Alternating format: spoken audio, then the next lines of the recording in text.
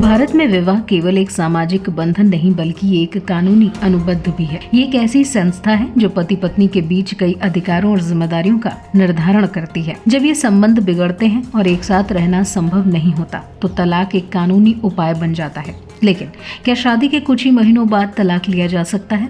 इस सवाल का जवाब जानने के लिए इस वीडियो को अंत तक जरूर देखें। साथ ही ये भी जानेंगे कि लीगल स्टेप्स क्या हैं और जरूरी डॉक्यूमेंट्स क्या होंगे। तलाक हिंदू विवाह अधिनियम 1955 की धारा 13B के अंतर्गत आती है।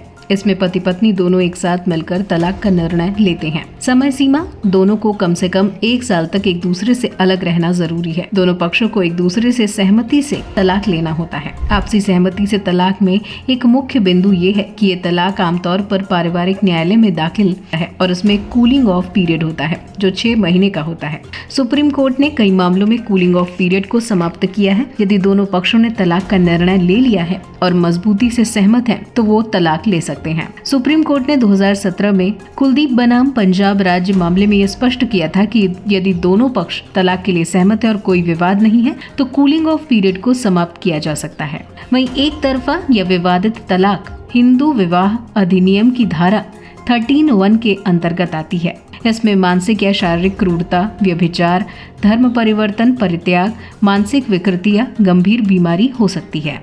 अगर कोई पक्ष एक तरफा तलाक लेना चाहता है तो उसे अदालत में ये साबित करना होगा कि शादी में लगातार परेशानी हो रही है और एक साथ रहना अब संभव नहीं है। वहीं आपसी सहमति से तलाक लेने के लिए आपको कम से कम 1 साल का वैवाहिक जीवन पूरा करना होगा और इसके बाद 6 महीने का कूलिंग ऑफ पीरियड पूरा होना चाहिए। इसके बाद तलाक के लिए अप्लाई करना होगा और 6 महीने के अंदर तलाक ले सकते हैं। लेकिन अगर साथ में रहना ही मुश्किल है तो कूलिंग ऑफ पीरियड को वेव ऑफ कर यानी खत्म कराया जा सकता है। वहीं यदि किसी कारणवश 1 साल के अंदर ही तलाक की याचिका दी जाती है तो उस मामले में न्यायालय से विशेष अनुमति प्राप्त करनी होगी।